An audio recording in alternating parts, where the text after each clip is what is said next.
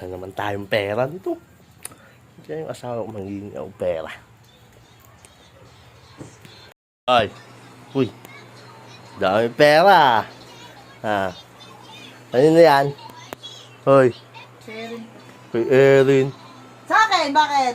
Hindi nga, kanino kay Erin yan? Paano ko nagkapera niyan? May trabaho ko siyempre. Trabaho. Kay Erin yan? Ha? Magkano yan? 7,000. Magkano? 10,000? 7,000. 1,500 kulang. Kulang pa, kakarating ko lang, kulang agad. Oh, ampaw oh. Ibig sabihin kay Erin yan. Kay Erin yan?